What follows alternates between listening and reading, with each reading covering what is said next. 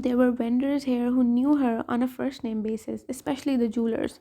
Zelia had a soft spot for glittery accessories of all sorts: crystal hairpins, rhinestone brooches, lustrous earrings, pearly boutonnieres, zebra striped scarves, satin satchels, chiffon shawls, silk pom poms, and shoes, always with high heels.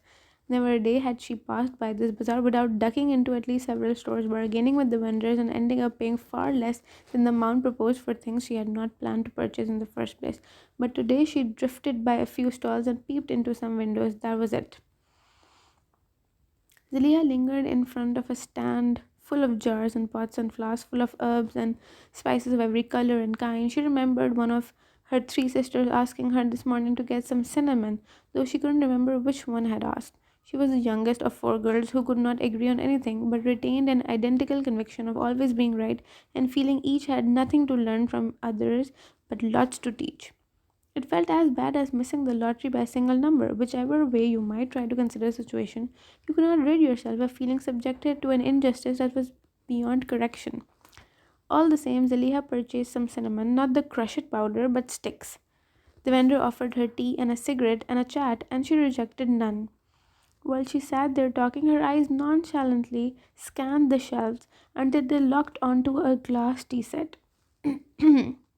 That too was among the list of the things she could not resist buying: tea glasses with gilded stars and thin, delicate spoons and brittle saucers with gilded bells around their bellies.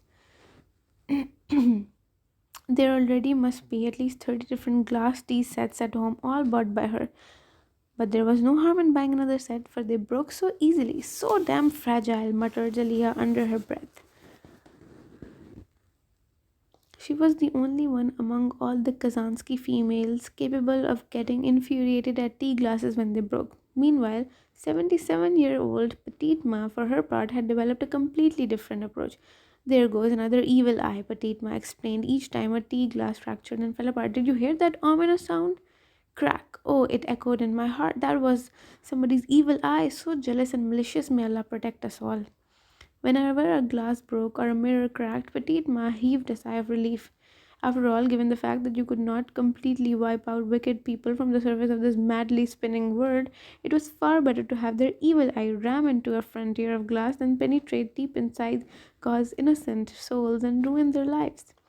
20 minutes later, when Zaliha rushed into a chic sheikh office in one of the most well off quarters of the city, she had a broken heel in one hand and a new set of tea glasses in the other. Once inside the door, she was dismayed to remember that she had left the wrapped cinnamon sticks at the Grand Bazaar. In the waiting room, there were three women, each with terrible hair, and a man with almost none. Given the way they sat, Leah instantly noted and cynically deduced the youngest was the least worried of all, languidly leafing through the pictures of a women's magazine, too lazy to read the articles, probably here to renew her prescription for birth control pills. The blonde next to the window, who seemed to be in her early 30s and whose black roots begged to be dyed, was swaying on her feet nervously, her mind apparently elsewhere, probably here for a routine checkup and annual pap smear. The third one, who was wearing a headscarf and had come along with her husband, seemed to be the least composed of them all. The corners of her mouth turned down, her eyebrows knit. Zelia guessed she was having trouble getting pregnant. Now that, Zelia assumed, could be bothersome depending on one's perspective. She personally did not see infertility as the worst thing that could happen to a woman. Hello, you, chirped to the receptionist, forcing herself into a goofy, phony smile so well practiced it looked neither goofy nor phony. Are you our 3 o'clock appointment? The receptionist seemed to be having a hard time pronouncing the letter R. As if to compensate, she went to extraordinary lengths by accentuating the sound, raising her voice, and offering an extra smile on top of that whenever her tongue bumped into that ominous letter. To save her the burden, Zulia nodded instantly and perhaps too heartily. And what exactly are you here for, Miss 3 o'clock appointment? Zulia managed to ignore the absurdity of the question. By now, she knew too well that it was precisely this unconditional and all embracing female cheerfulness that she sorely lacked in life. Some women were devoted smilers. They smiled with the Spartan sense of duty. How could one ever learn to do so naturally something so unnatural? Zuliha wondered.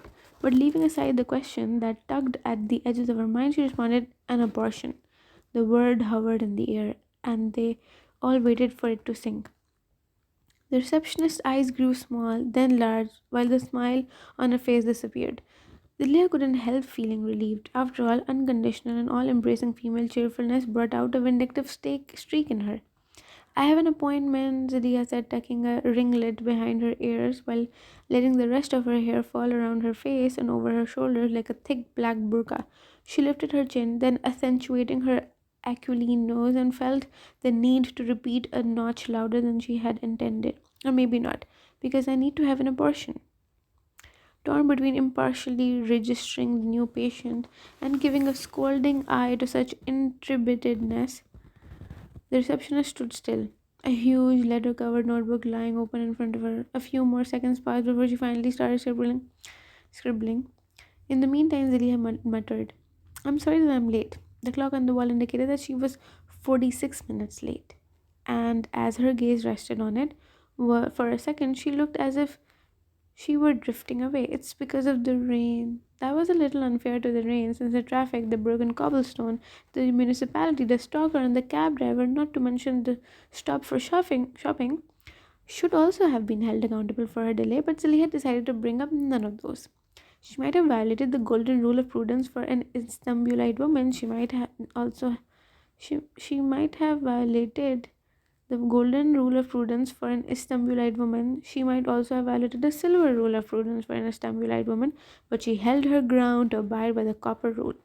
The copper rule of prudence for an Istanbulite woman: when harassed on the street, you would better forget about the incident as soon as you are on your way again, since to recall the incident all day long will only further rack your nerves. Zelia was smart enough to know that even if she had brought up the harassment now, other women, far from being supportive, would have the tendency to pass judgment on a harassed sister in cases like these. So she kept the answer short, and the rain remained the only thing to blame. Your age, miss? The receptionist wanted to know. Now that was an annoying question and utterly unnecessary. Zelia squinted at the receptionist as if she were some sort of a semi-darkness one needed to adjust her eyes to better see. All of a sudden, she remembered the sad truth about herself, her age. Like too many women used to acting above and beyond their years, she was disturbed by the fact that after all, she was far younger than she would like to be. I am, she conceded, 19 years old. As soon as the words came out of her mouth, she blushed, as if caught naked in front of all these people. We would need the consent of your husband, of course, the receptionist continued, no longer in a chirpy voice, and wasted no time in proceeding on to another question, the answer of which she already suspected. May I ask you, are you married, miss? From the corner of her eyes, Leah noticed the plump blonde on her right and the head scarved woman on the left wriggled uncomfortably. As the inquisitive gaze of every person in the room weighed heavier upon her, Zaliha's grimace evolved into a beatific smile. Beatific smile. Not that she was not that she was enjoying the torturous not that she was enjoying the torturous moment, but the indifference deep underneath had just whispered to her not to mind other people's opinions, since they would make no difference at the end of the day. Lately she had decided to purge certain words for her vocabulary. Now that she recalled that decision, why not start with the word shame? Still, she didn't have the nerve to utter aloud what by now everyone in the room had fully understood. There was no husband to consent to this abortion. There was no father. Instead of a Baba, there was only a void. Fortunately for Zaliha, the fact that there was no husband turned out to be an advantage in formalities. Apparently, she didn't need to get anyone's written approval. The bureaucratic regulations were less keen to rescue babies born out of wedlock than those born to married couples. A fatherless baby in Istanbul was just another bastard, and a bastard just another sagging tooth in the city's jaw, ready to fall out at any time. Your birthplace, the receptionist continued drearily. Istanbul. Istanbul? Zilia shrugged as if to say, what? Where else could it be? Where else on earth but here? She belonged to this city. Wasn't that visible on her face? After all, Zaliha considered herself a true Istanbulite, and as if to reprimand the receptionist for failing to see such an apparent fact, she turned back on her broken heel and invited herself to the chair next to the headscarved woman. It was only then that she took notice of the latter's husband, who was sitting still, almost paralyzed with embarrassment. Rather than passing judgment on Zaliha, the man seemed to be wallowing in the discomfort of being the only male here in such a blatantly feminine zone. For a second, Zaliha felt sorry for him. It occurred to her to ask the man to step onto the balcony and have a smoke with her, for she was sure he smoked. But that could be misinterpreted. An unmarried woman could not ask such questions of married men, and a married man would display hostility toward another woman when next to his wife. Why was it difficult to become friends with men? Why did it always have to be like that? Why couldn't you just step out onto the balcony and have a smoke and exchange a few words and then go your separate ways?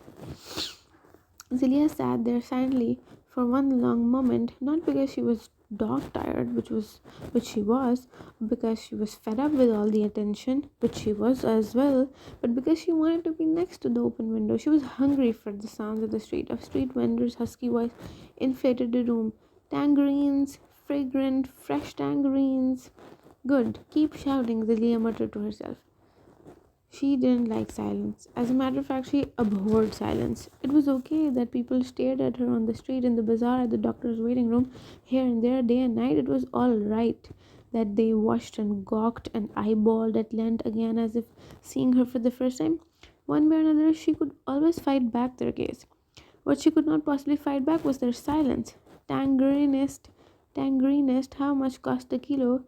A woman yelled from an open window on the upper floor of a building across the street. It had always amused Elia to see how easily, almost effortlessly, the denizens of the city were capable of inventing unlikely names for ordinary professions. You could add an ist to almost everything sold in the market, and the next thing you knew, you had yet another name to be included in the elongated list of urban professions. Thus, depending on what was put on sale, one could easily be called a tangerinist, a waterist, bagelist, or abortionist. By now, Zaliha had no doubt. Not that she needed one to know what she already was sure about, but she had also had a test done at the newly opened clinic in their vicinity. On the day of the grand opening, the people at the clinic had given a showy reception for a bunch of selected guests and had lined up all the bouquets and garlands right outside at the entrance so that the passerby on the street could be informed about the occasion as well. When Zelia had visited the clinic the very next day, most of these flowers had already faded, but the flyers were as colorful as before. Free pregnancy test with each blood sugar test, it said in phosphorescent capital letters. The correlation between the two was unknown to Zaliha, but she had taken the test all the same. When the results arrived, her blood sugar turned out to be normal and she turned out to be pregnant. Miss, you can come in now, called the receptionist. As she stood in the doorway, fighting another R this time, one that was hard to avoid in her profession. The doctor, he's waiting for you. Grabbing her box of tea glasses and the broken heel, Zaliha jumped to her feet. She felt all the heads in the room turned toward her, recording her every gesture. Normally, she would have walked as rapidly as she could. At the moment, however, her moves were visibly slow, almost languorous. Just when she was about to leave the room, she paused, as if pushed by a button. She turned around, knowing exactly whom to look at. There, at the center of her gaze, was a most embittered face. The headscarved woman grimaced, her brown eyes shadowed by resentment, her lips moving and cursing the doctor and this 19-year-old about to abort the child Allah should have bestowed not on a slapdash girl but on her.